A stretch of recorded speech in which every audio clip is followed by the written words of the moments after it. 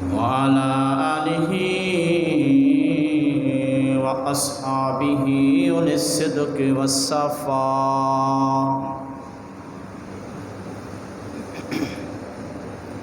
أما بعد فأعوذ بالله من الشيطان الرجيم. بسم الله الرحمن الرحيم.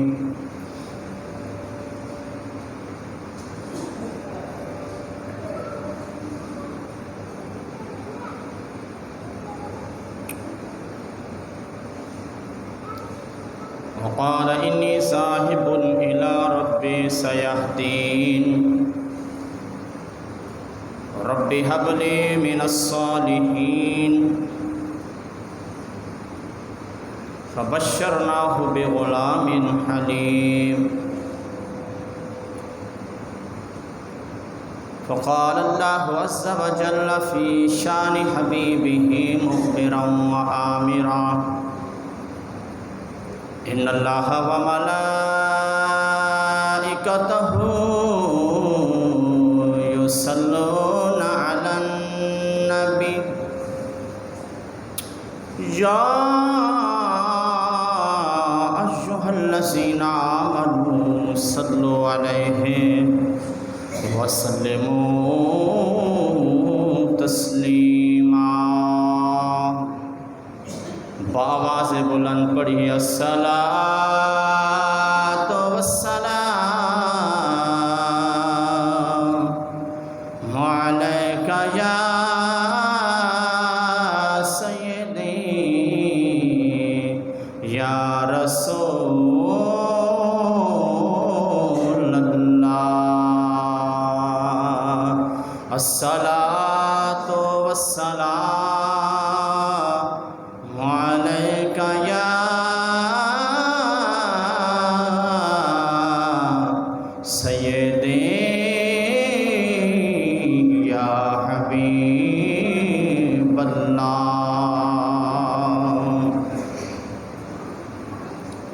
نہ دنیا سے نہ دولت سے نہ گھر آباد کرنے سے تسلی دل کو ملتی ہے، خدا کو یاد کرنے سے.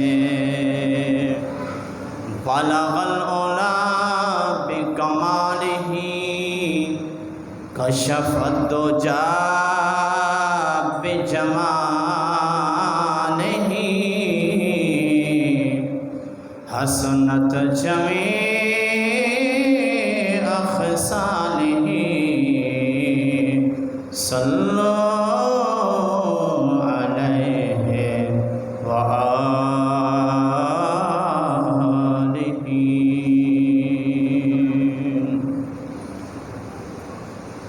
دل میں ہو عشق محمد تو دوزخ کیسے،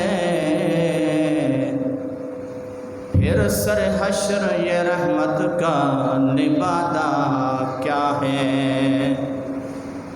فرشتوں ذرا ٹھہرو میرے اعمال نہ دیکھو، پہلے دیکھو کہ محمد کا ارادہ کیا ہے.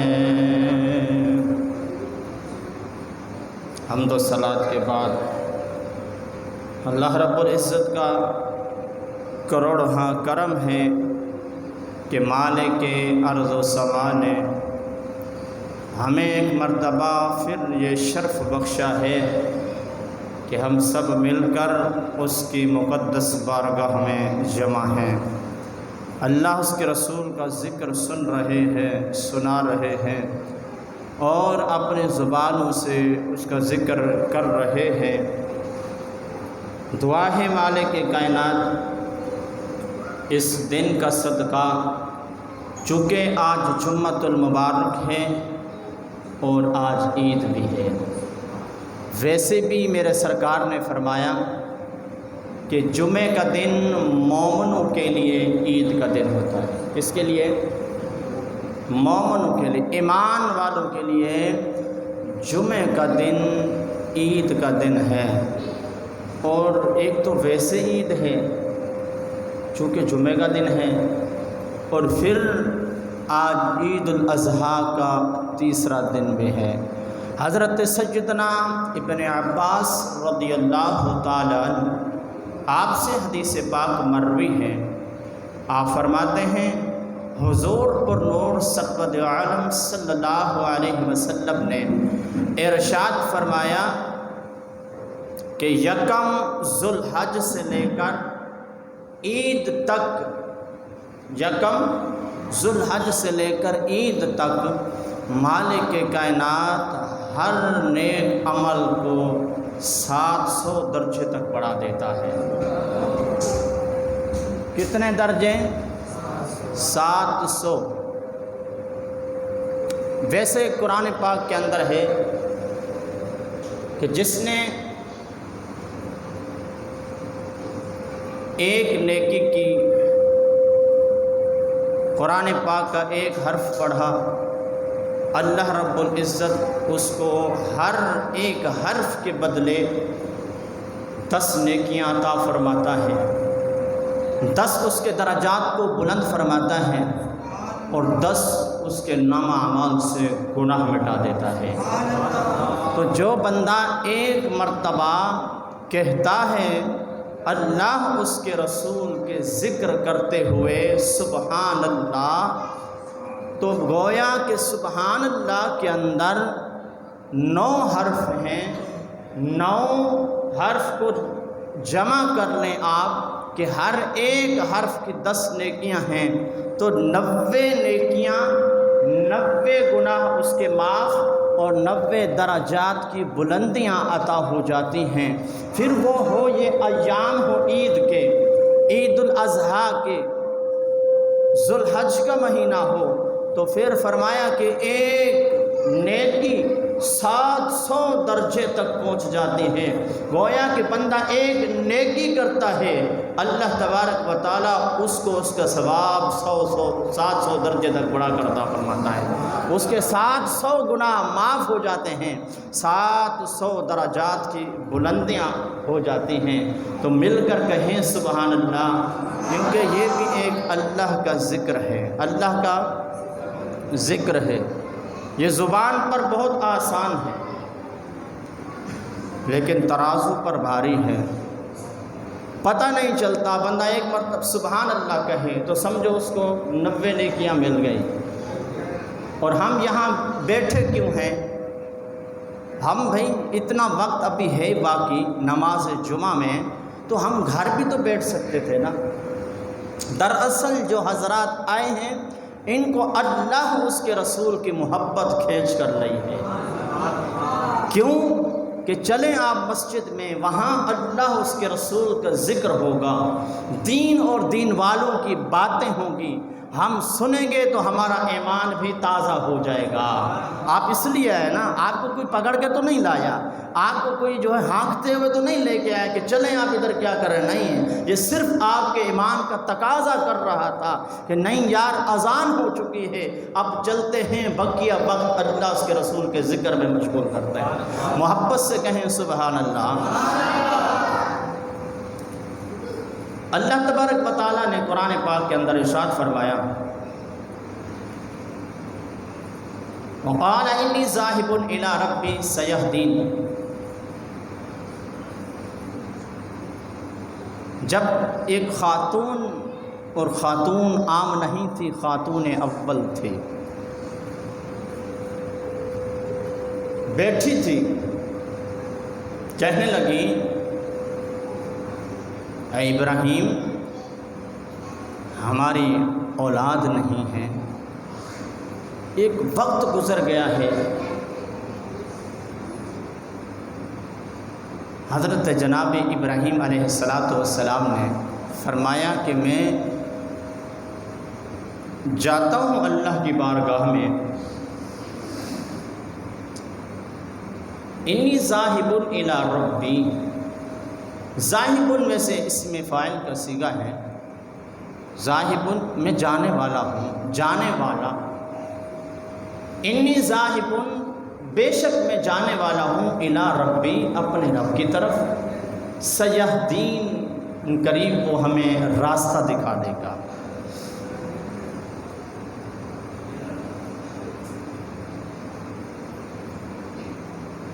اس سے پہلے جناب ابراہیم علیہ السلام کا مسلسل ذکر چل رہا ہے، تقریباً 2 سے 3 جمعے ہو گئے ہیں۔ ولادت، پھر اس کے بعد آپ نے جو دین ہدایت کا پیغام جاری کیا اور آپ پر مختلف آزمائش آئی، اور اللہ کی توفیق سے، اللہ کے کرم سے آپ نے ان آزمائشوں پر، ان امتحان میں کامیاب ہوئے۔ مالک کائنات نے آپ کو دیگر خوشخبریاں بھی عطا فرمائی، آپ کی شانیں بلند ہوئی، چونکہ وہ ہونی تھی، کیونکہ اللہ کے نبی تھے۔ اللہ کے نبی کی ہر وقت، ہر آن اور ہر آن میں شان بلند ہی ہوتی ہے۔ جب آپ کی شادی ہو گئی حضرت سارہ سے، اور آپ نے بابل کی سرزمین کو چھوڑ کر ملک شام کی طرف ہجرت فرمائی،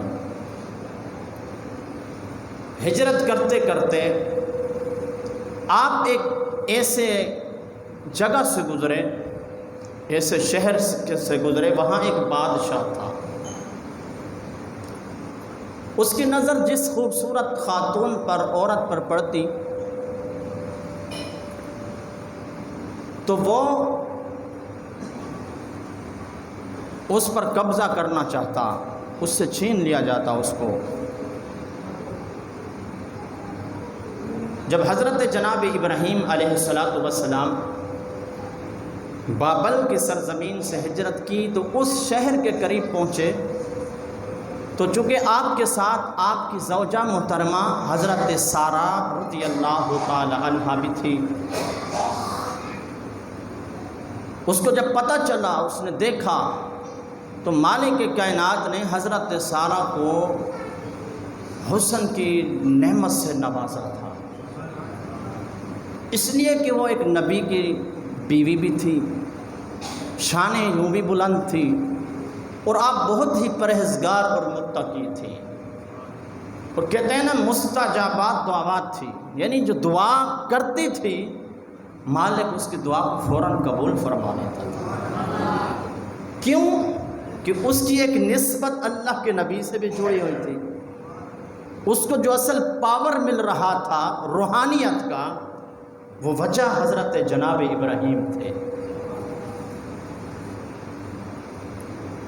اگر کسی کا رشتہ کسی اہم شخص کے ساتھ جڑ جائے، وہ اگرچہ سامنے والا غریب ہو، لیکن جب اس کا رشتہ کسی ایسی شخصیت سے جڑ جائے تو وہ عام نہیں رہتا، وہ عام نہیں رہتا، وہ خاص ہو جایا کرتا ہے۔ اس کی شان، اس کی وجہ سے اس کی عزت بڑھ جاتی ہے۔ لوگ پھر اس کو نہیں دیکھتے بلکہ اس سے جڑے ہوئے اس رشتے کو دیکھتے ہیں کہ یار یہ تو فلاں کی بیوی ہے، یہ تو فلاں کی گھر والی ہے، تو اس کی ذاتیت کو چھوڑ دیتے ہیں، بھول جاتے ہیں۔ یہ تو ایک عام آدمی، جب ہم اپنے طور پر دیکھتے ہیں، اپنے معاشرے میں دیکھتے ہیں یہی حال ہے، تو جس کا رشتہ اللہ کے نبی اور خلیل سے جڑا ہو، پھر مالک کائنات کی نگاہ قدرت میں اس خاتون کی شان اور بڑھ جاتی ہے۔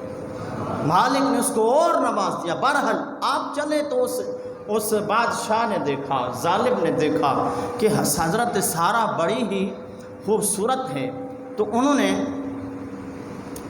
آپ کو ایک کمرے میں بادشاہی محل کے اندر لے گئے، اور حضرت سیدہ سارہ پر جب اس نے ہاتھ بڑھانا چاہا تو حضرت سارہ رضی اللہ تعالی عنہا نے فرمایا کہ ظالم، مجھے میرے رب کی بارگاہ میں 2 رکعت نماز نفل پڑھنے دے۔ محبت سے کہیں سبحان اللہ۔ کیا کرنے دیں؟ نفل پڑھنے دیں۔ ہائے بائے نہیں کیا کہ اب کیا بنے گا، کیونکہ آپ کو یقین تھا جس کے راستے پہ ہم چلے ہیں وہ ہمیں بے آسرا نہیں چھوڑتا۔ فرمایا کہ اچھا یہ بزرگوں کا طریقہ بھی ہے، صحابہ کا طریقہ یہی ہے، بزرگان دین کا طریقہ یہی ہے۔ جب کبھی مشکل وقت آتا ہے اس سے پوچھا جاتا ہے بتا کیا کرنا چاہتا ہے، آخری وقت ہے تیرے پاس، تو وہ یہ کہتا ہے کہ میں اپنے رب کی بارگاہ میں جھکنا چاہتا ہوں، آخری بار مالک کی بارگاہ میں جانا چاہتا ہوں، قرب حاصل کرنا چاہتا ہوں، بس اتنی مہلت مانگتا ہوں، میں تو اس سے جان کی مہلت بھی نہیں مانگ رہا۔ تو آپ نے بھی فرمایا کہ مجھے اتنی اجازت دی جائے میں 2 رکعت نماز نفل پڑھ لوں۔ آپ نے نماز کی نفل کی نیت کی۔ جب اس ملعون نے دیکھا بادشاہ نے کہ اب تو یہ عبادت میں ہے، اب تو مجھ سے بات بھی نہیں کر سکتی، اب تو کوئی حرکت بھی نہیں کر سکتی، لہٰذا میں اب اس پر حملہ کر دوں۔ جب اس نے ہاتھ بڑھانا چاہا تو اس کا ہاتھ مفلوج ہو گیا، ہاتھ فالج زدہ ہو گیا، ہاتھ وہیں رک گیا۔ حیران دل میں سوچا کہ یہ کوئی پہنچی ہوئی شخصیت ہے، اور کہنے لگا کہ سارا مجھے معاف کر دو، مجھ سے غلطی ہوئی ہے۔ آپ نے دل ہی میں ارادہ فرمایا، اس کا ہاتھ دوبارہ صحیح ہو گیا۔ پھر آپ نماز میں گئی، دوبارہ اس نے ہاتھ ڈالنے کی کوشش کی تو پھر ہاتھ مفلوج ہو گیا۔ جب تیسری مرتبہ ہوا نا، وہ کہنے لگا جناب سارا آپ تو اللہ کی محبوبہ ہیں، اللہ کے محبوب کے گھر والی ہیں، مہربانی کیجئے، مجھ پر رحم کیجئے، اپنے مالک سے عرض کیجئے پروردگار مجھ سے یہ غلطی ہو گئی ہے، میرے حال پر رحم کر دیا جائے۔ جب حضرت سارہ رضی اللہ تعالیٰ عنہ کو یہ کہنے لگا، جناب سارہ گفتگو نہیں کی، زبان سے کچھ نہیں کیا، بس یوں ہی نگاہ اٹھائی، کہنے لگی مالک یہ اگرچہ برا ہے، اس کی عادت بری ہے، لیکن میں تیری بارگاہ میں دعا کرتی ہوں، اس نے مجھ سے معافی مانگ لی، تو بھی اس کو معاف فرما دے۔ وہ بندہ صحیح ہو گیا۔ بادشاہ اس نے اپنی بیٹی کو بلایا جس کا نام ہاجرہ ہے، اللہ کے نبی کی جو دوسری بیوی بنی، جس کا نام ہاجرہ ہے۔ کہنے لگا سارا اور تیری شان اتنی بلند ہے، میں نے دیکھا ہے آج تک کوئی ایسی خاتون نہیں کہ جس کی زبان نہ ہلی ہو، مالک کی بارگاہ میں مقبولیت پہلے ہو گئی ہو۔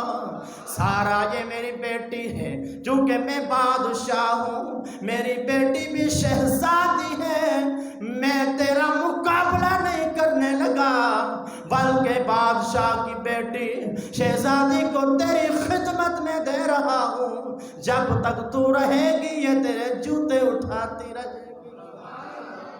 بادشاہ کی بیٹی حضرت ہاجرہ لے کر جب باہر نکلے، سیدنا ابراہیم خلیل اللہ پوچھتے ہیں سارا کیا معاملہ ہوا؟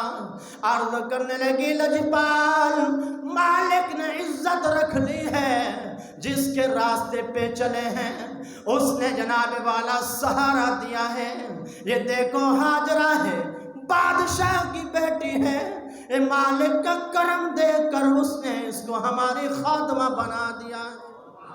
چلتے چلتے جب ملک شام میں پہنچے، وہاں کچھ وقت گزرا، المختصر وقت گزرنے کے ساتھ حضرت ابراہیم کی اولاد نہیں ہو رہی۔ جناب سارہ عرض کرنے لگی اے لجپال نبی ہماری اولاد نہیں ہے، ہو سکتا ہے آپ دوسری شادی کر لو، اولاد ہو جائے۔ آپ فرمانے لگے سارا دوسری شادی کس سے کی جائے؟ فرمایا یہ جو ہماری خاتمہ ہے ہاجرہ ہے، میں تمہیں اجازت دیتی ہوں تم ان سے نکاح کر لو۔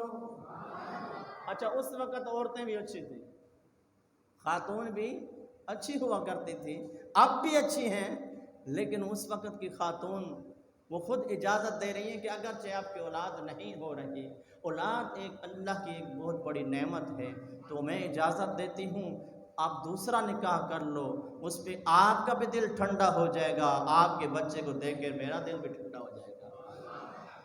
حضرت حاجرہ نے جب اجازت دی، سیدنا ابراہیم خلیل اللہ نے شادی فرمائی۔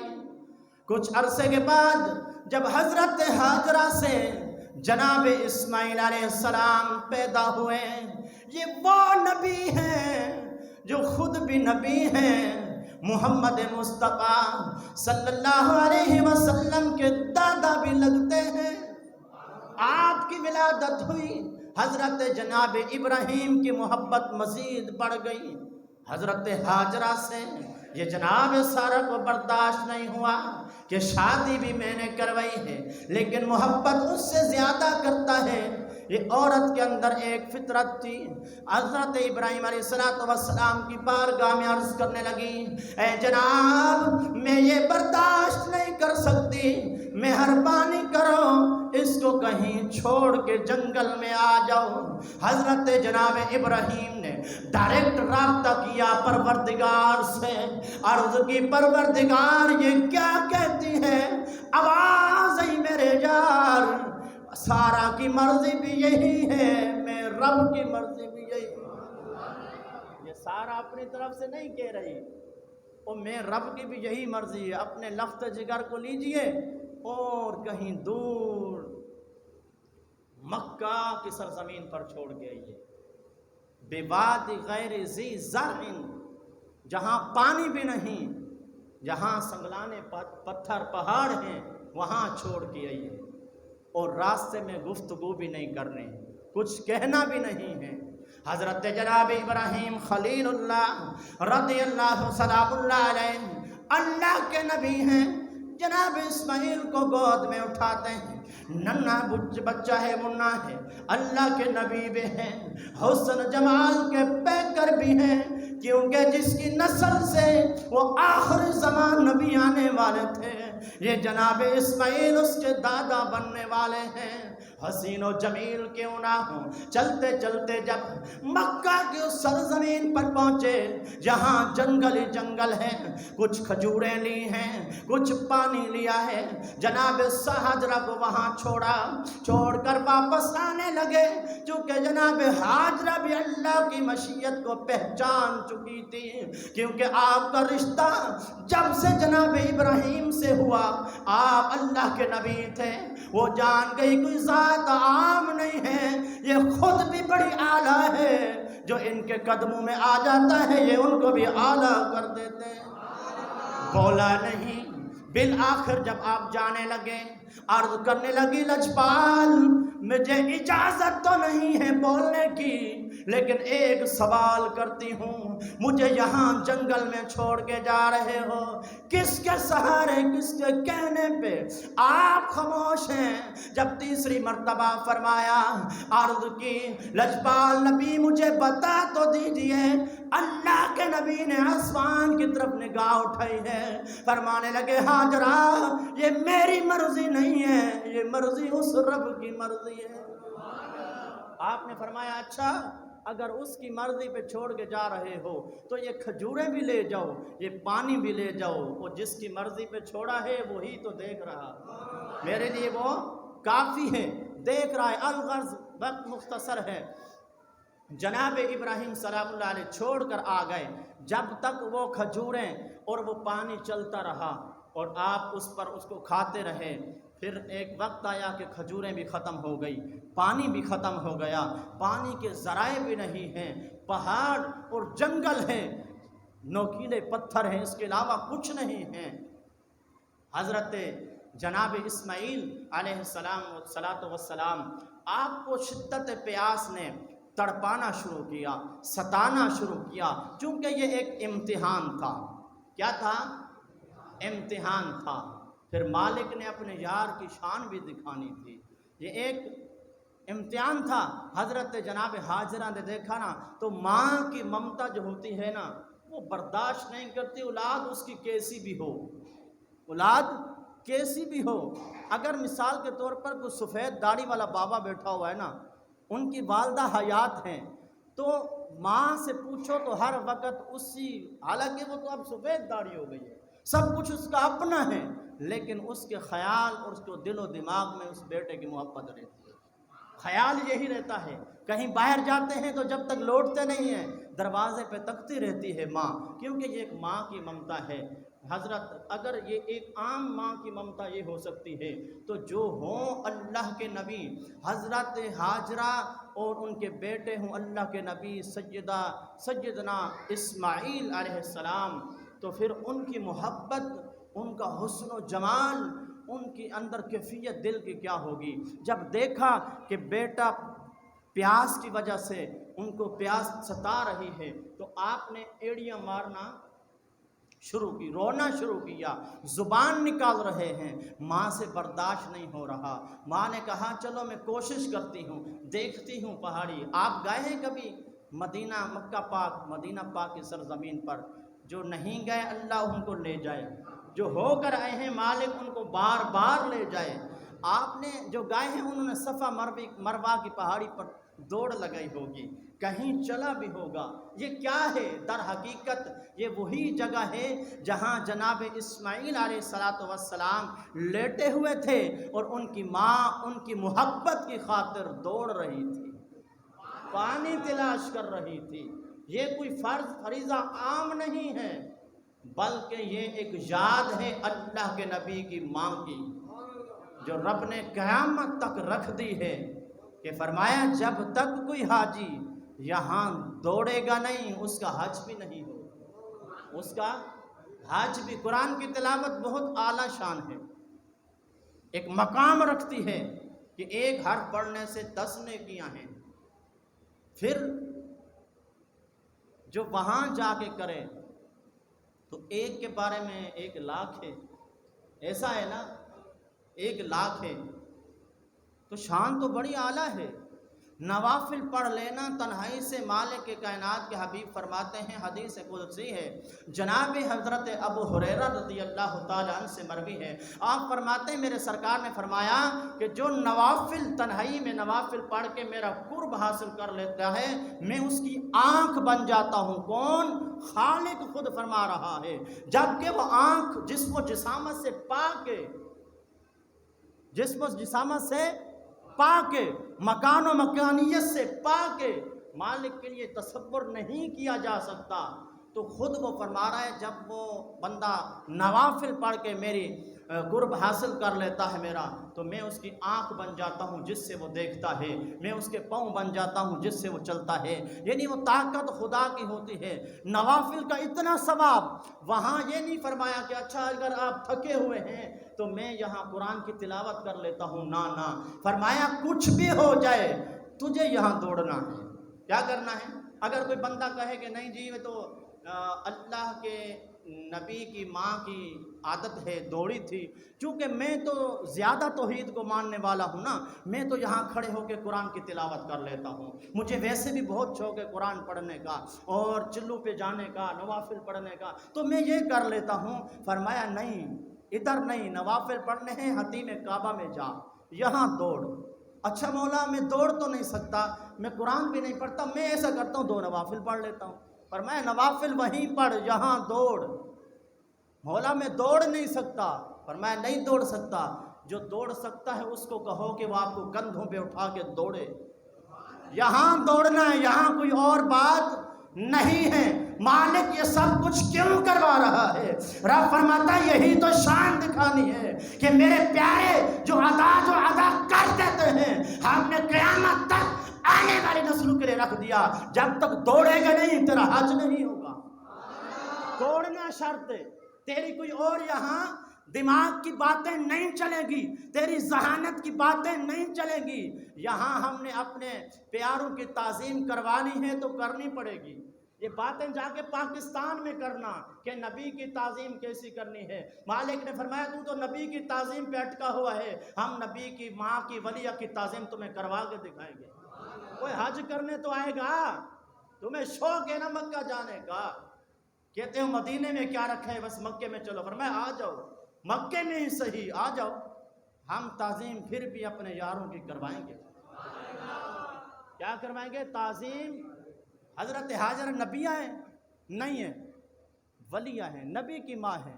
فرمایا دوڑ۔ اچھا مولا میں دوڑ نہیں سکتا۔ فرمایا دوڑنا تو پڑے گا، دوڑنا تو پڑے گا، ورنہ جا وہیں عبادتیں کر۔ اگر میری بارگاہ تک پہنچنا ہے تو میرے یاروں میرے پیاروں کی ادا پر چلنا پڑے گا۔ اور ہوگا کیا؟ اچھا مولا میں دوڑ لیتا ہوں تو کیا ہوگا؟ یہ تو تیرے بندے دوڑے ہیں نا، تیری خاص عبادت تو نہیں ہے نا، یہاں کیا ملے گا؟ فرمایا کیا ملے گا؟ جب تو یہاں دوڑ لے گا نا، جتنے بھی تیرے گناہ چھپ کر کیے ہیں یا جانتے ہوئے، ساروں کو دھو دوں گا۔ واپس سے کہیں سبحان اللہ۔ ماشاءاللہ الحمدللہ یہاں سارے اللہ والوں کے غلام بیٹھے ہیں، ایسا ہے؟ اچھا جو بیٹھے ہیں وہ کم از کم کہیں سبحان اللہ، محبت سے کہہ دیجئے سبحان اللہ۔ جناب اسماعیل علیہ السلام، آپ کو جب پیاس لگی، ماں کی ممتا نے جوش دیا، دوڑتی ہیں کبھی صفا پر و پہاڑی پر، کبھی دوڑتی دوڑتی مروہ پہاڑی پر چڑھتے ہیں، 7 چکر لگاتے ہیں۔ مالک کائنات نے فرمایا اے میرے فرشتوں، یہ میرے نبی کی ماں ہے، یہ آج دوڑی ہے، قیامت تک لکھ لو جو نبی کا امتی ہوگا، جو مجھے بھی مانتا ہوگا، میرے یار پر ایمان لاتا ہوگا، اس کو یہاں دوڑنا پڑے گا، جتنے چکر اس نے لگائے ہیں اتنے لگوانے پڑے۔ مالک ٹھیک ہے۔ جب آپ نے 7واں چکر لگایا، جب پہاڑی پر چڑھتی تھی، پیچھے خیال آتا میرا بیٹا کہاں گیا، وہاں دیکھتی، پھر بیٹے کی طرف آتی۔ جب 7واں چکر لگایا، جناب اسماعیل علیہ السلام نے ایڑیاں رگڑی زمین پر ایڑی لگنے کی دیر تھی، مالک کائنات نے چشمہ جاری کر دیا پانی کا۔ آپ جب واپس ہوئی بڑی خوش ہوئی، پانی بہتا چلا جا رہا ہے، کہتی ہے یا ماء زمزم، اے زمزم رک جا، زمزم رک جا۔ زمزم کا معنی ہوتا ہے ٹھہر جا۔ ماں کہتے ہیں پانی کو، لفظ اتنے نکلے ہیں ایمان والو، دنیا کا کتنا کسی کونے سے پانی لے کر آ جاؤ، کتنی اس کی تعریفیں کر لو، لیکن اگر کوئی کہے کہ جناب میرے پاس تو زمزم ہے،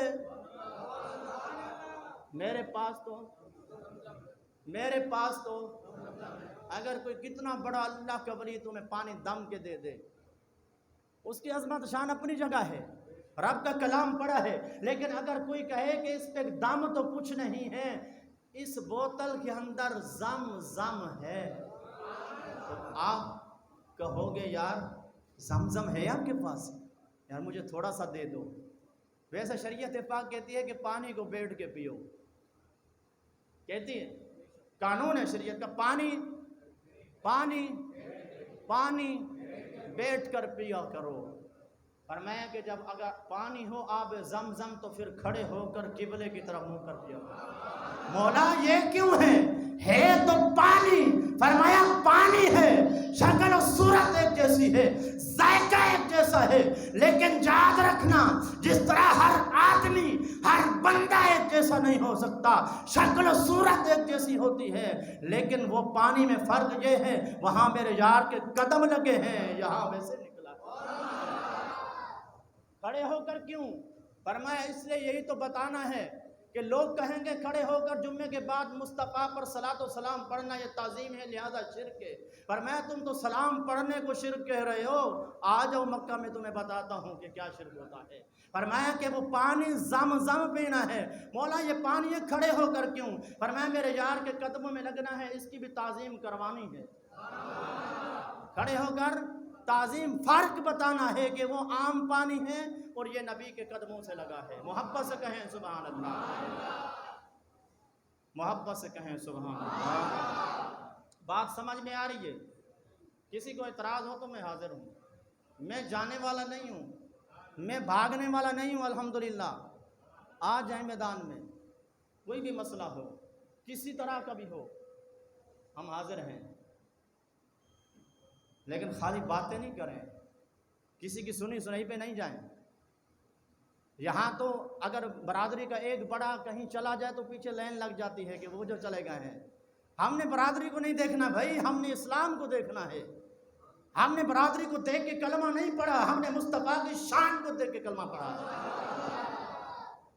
تو پھر چلنا بھی سرکار کی شریعت کے مطابق پڑھا ہے. جو ہمیں قرآن اور حدیث مسئلہ بتاتی ہے ہم اس پہ چلیں گے. ہمارا ایمان ہے، ہم صحابہ کے غلام ہیں، اور ہم اہل سنت ہے الحمدللہ. ہمارا یہ نظریہ ہے، جو مالک نے جس کو جو شان عطا کی ہے ہمارا ایمان ہے ان کو ماننا. ایمان ہے نا ہمارا، ماننا. جناب اسماعیل علیہ السلام المختصر، بس آخری بات، بڑی طویل کا ان کا ذکر ہے. ان کا ذکر تو ایسا ہے کہ کرتے رہو یہ زندگیاں ختم ہو جائیں گی، پر ان کا ذکر کیونکہ یہ انہی کے تو دادا ہیں جن کے لیے رب نے فرمایا وَرَفَعْنَا لَكَ ذِكْرَكَ. یہ انہی کے دادا ہیں جن کے لیے ہر نماز میں فرمایا کہ اللہم بارک علی محمد وعلی آل محمد کما بارکت علی. وہ جو پڑھتا ہے درود نبی پر وہ تو بولے علی ابراہیم وعلی آل، اور نبی محمد کی آل پر بھی درود بھجوا رہا ہے. اور جو یزیدی کہتے ہیں کہ محمد مصطفیٰ کے والدین ایمان پر نہیں تھے، اور تو نبی کے والدین پر پھیرا ہے، مالک نے آپ کی تمام نسل پر درود بھجوایا ہے. علی ابراہیم وعلی آل، یہ تمام آل ابراہیم کی ملت ابراہیم پر تھی، ان پر درود بھجوایا ہے. جب تک تو درود نہیں بھیجے گا، مسجد نبی خدا کا گھر ہے، عبادت بھی خدا کی ہے نا، خدا کی عبادت خالص نیت کرتے، عبادت بھی خدا کی ہے، لیکن جگہ جگہ وہ اپنے یار کا ذکر کروا رہا ہے. فرمایا کر، اچھا تو کھڑے ہو کے نہیں پڑھے گا نا، کوئی بات نہیں ہے. یہ تو کہتا ہے کہ نماز پڑھنی ہے، ہر کسی کو کہتے ہو کلمہ پڑھو، پڑھیے کلمہ پڑھیے. پہلے پڑھ لیا ہے بھائی اس نے، نہیں پھر پڑھ لیجیے. اچھا چلو مسجد میں آ جاؤ، مسجد میں آ جاؤ، جو چیز تم نہیں مانتے نا ہم وہی تو منوائیں گے. ایک ہوتا ہے کھڑے ہو کر، یہ بھی تعظیم کا ایک طریقہ ہے نا. اور سب سے بڑھ کر تعظیم کا طریقہ یہ ہے کہ تیرے گھٹنے دونوں زمین پر ہوں. گھٹنے کہاں ہوں؟ زمین پر ہوں. تیرے ہاتھ بھی بڑے باادب طریقے سے یہاں رکھے ہوں، اور تیری نگاہ ادھر ادھر نہ دیکھ رہی ہو بلکہ تیرے دامن پہ ہو، اور اس وقت تو پڑھ رہا ہو السلام علیکہ ایھا النبی ورحمۃ اللہ وبرکاتہ. کیا کہہ رہا ہوں؟ ایھا النبی، یار بولتے نہیں ہو، یہ نہیں آتا ہے تمہیں. ایھا النبی معنی کیا ہے؟ معنی کیا ہے؟ کیا معنی ہے؟ اچھا یا رسول اللہ کہو تو کہتے ہیں شرک. کہا کہ اے اللہ کے رسول، یہاں تو وہ خود نماز میں پڑھوا رہا ہے.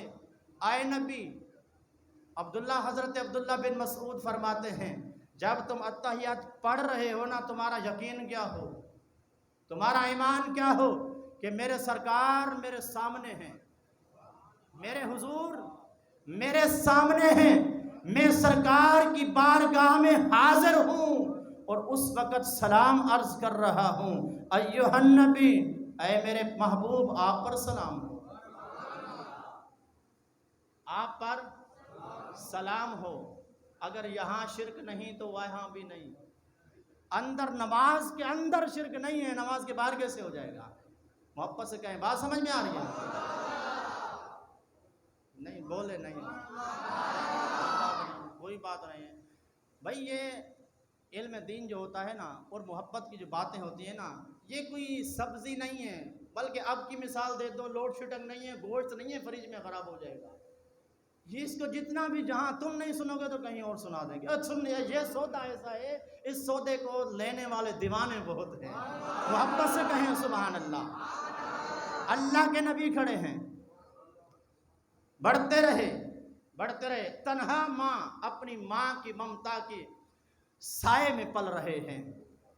قرآن نے کہا کہ جب وہ چلنے کے ہوئے فلما بالغ معه السعی، سعی کس کو کہتے ہیں؟ یوں سمجھ لو کہ جن کے چھوٹے بچے ہیں ابھی چلنے کے ہیں تھوڑے دوڑ لیتے ہیں، ان کے ابو اگر ساتھ چل رہے ہو نا تو ابھی بچے کے قدم اتنے نہیں ہیں، اگر ابا چل رہا ہو تو اس کو برابر رہنے کے لیے دوڑنا پڑتا ہے، دوڑ رہے ہوتے ہیں نا برابر چلنے کے لیے، اسی کو صحیح کہتے ہیں۔ فرمایا کہ جب وہ پہنچے 11 12 یا 13 سال کے دوڑنے کی عمر میں، اللہ کے نبی نے خواب دیکھا۔ کیا دیکھا؟ دیکھا کیا؟ اچھا ہو سکتا ہے کہو کہ لوگوں کا نظریہ ہے پتہ نہیں مولوی ایسے بتا رہے ہیں، خواب دیکھا ہے، قرآن نے یہاں ذکر کیا اس کو،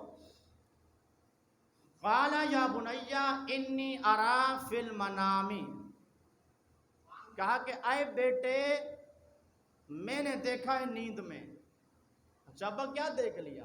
انی اذبحک فانظر ماذا ترى، میں نے دیکھا ہے کہ میں تمہیں ذبح کر رہا ہوں، ماذا ترى، فانظر ماذا ترى، یہ ماذا حروف استفہامیہ ہے، کیا ہے؟ سوال کیا جاتا ہے۔ فرمایا کہ میں نے خواب میں دیکھا میں تمہیں ذبح کر رہا ہوں، فانظر، اب بیداری میں ہے نا دونوں بات کر رہے ہیں، فانظر تو دیکھ، ماذا ترى تو کیا دیکھتا ہے؟ ابا آپ نے تو خواب میں دیکھا ہے، آپ مجھے چوک پر لے آئے ہیں، آپ کہہ رہے ہیں کہ اب آپ دیکھو آپ کیا دیکھ رہے ہو۔ تو بیٹا تھا نا نبی، کون تھا؟ بیٹا کون تھا؟ اور بابا یہ بھی نبی۔ کہا کہ ابا اگرچہ میری ماں نے مجھے پالا ہے، میری خدمت اس نے کی ہے، اب میں دوڑنے کا ہو گیا ہوں، اگر ہوتا کوئی آج کل کا کہتا میری ماں نے پالا ہے، آپ کا کیا حق ہے؟ آپ نے تو مجھے، آپ نے کیا دیا ہے؟ آج کہتی ہے اولاد باپ کو، جب بڑے ہو جاتے ہیں نا کہتے ہیں بابا آپ نے کیا دیا ہے ہمیں؟ اس نے نہیں کہا کیونکہ اللہ کے نبی تھے۔ اسی کو رب نے حلیم کہا ہے کہ حلیم وہ ہوتا ہے جب چلے باپ کے ساتھ تو بیٹا نہ لگے بلکہ باپ کا نوکر لگے، بیٹا نہ لگے بلکہ حلیم۔ مولا حلیم کیوں کہا؟ فرمایا میری ذات بھی حلیم ہے، میں نے جناب اسماعیل کا نام بھی حلیم رکھا۔ کیوں؟ فرمایا کفار میری بکواس کرتے رہتے ہیں، کافر جو کچھ کہتے رہتے ہیں، میری ذات حلیم ہے، میں رزق نہیں روکتا۔ اس کو حلیم کہا ہے اس لیے کہ بابا ایک وقت ایسا آئے گا اس پر، پالا ماں نے ہوگا، بابا جا کر ایک ہی سوال کرے گا، بیٹا میں نے دیکھا میں تمہیں ذبح کر رہا ہوں، جان مانگے گا۔ فرمایا حلیم اس کو کہتے ہیں کہ ساری زندگی تنہا رہے ہوں، کچھ دیا بھی نہ ہو، اگر کہے بیٹا مجھے آپ کی جان کی ضرورت ہے تو بیٹا ہاتھ پر رکھ کے کہے بابا ضرورت ہے تو یہ لیجیے۔ اس کو حلیم کہتے ہیں۔ المختصر، بس کر دیں، نہیں گرمی ہو رہی ہے یار، محبت سے کہیں۔ اچھا جو سننا چاہتا ہے آگے، آخری باتیں بتا دیتے ہیں۔ عامر بھائی آپ، مہربانی بھائی، آج دیر ہو گئی ہے، پھر آپ کل کہو گے یار میں اس لیے یہاں نہیں آ رہا، آپ دیر کر دیتے ہو۔ محبت سے کہیں سبحان اللہ۔ اچھا بتا دیں بات،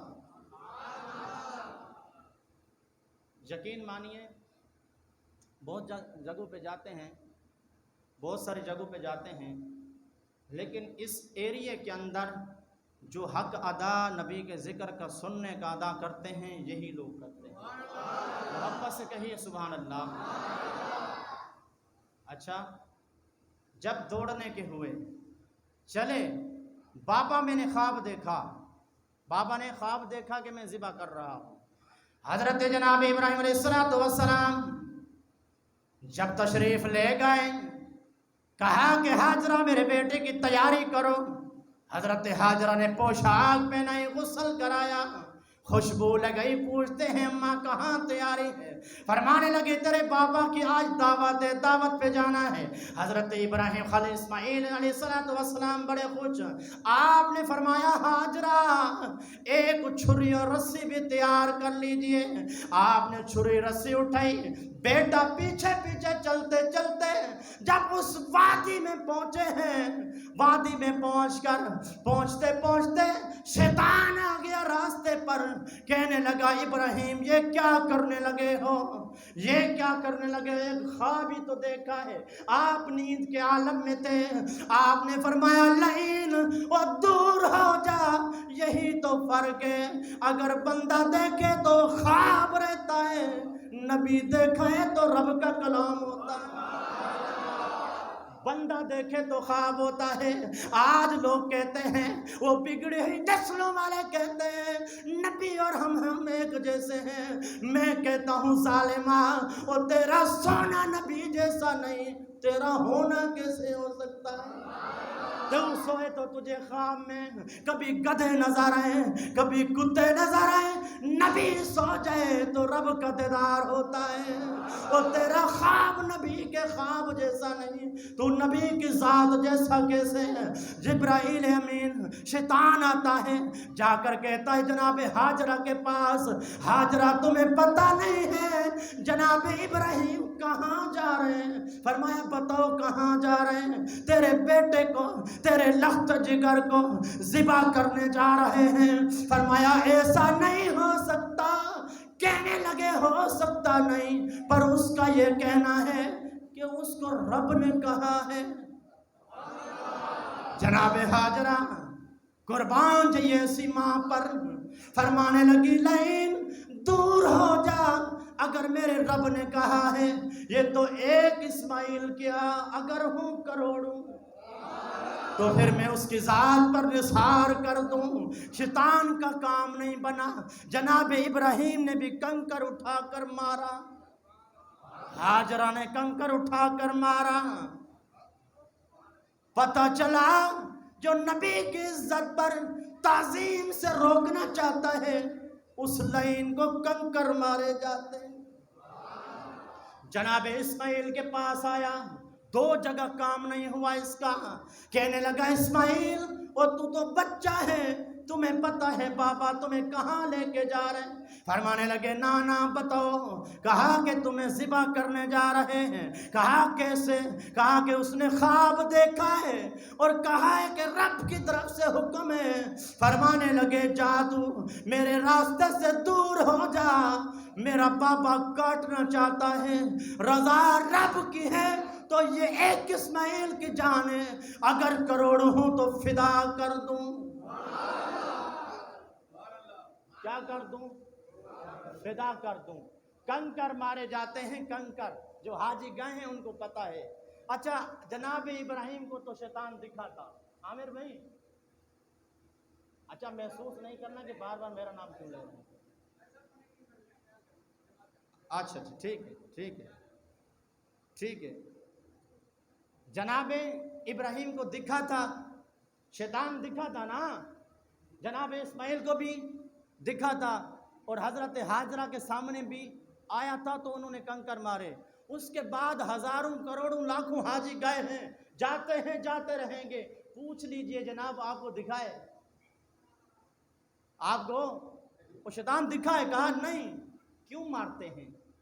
کہا کہ حضرت ابراہیم نے مارے تھے، ہم ان کی سنت پہ چل رہے ہیں، ہم ان کی سنت پر چل رہے ہیں، ہم چومتے ہیں انگوٹھے نبی کے نام کے، چومتے ہیں۔ لوگ کہتے ہیں اچھا آپ کو دکھتا ہے یہاں؟ ہم نے کہا ہمیں نہیں دکھتا، آنکھ والوں کو آج بھی دکھتا ہے۔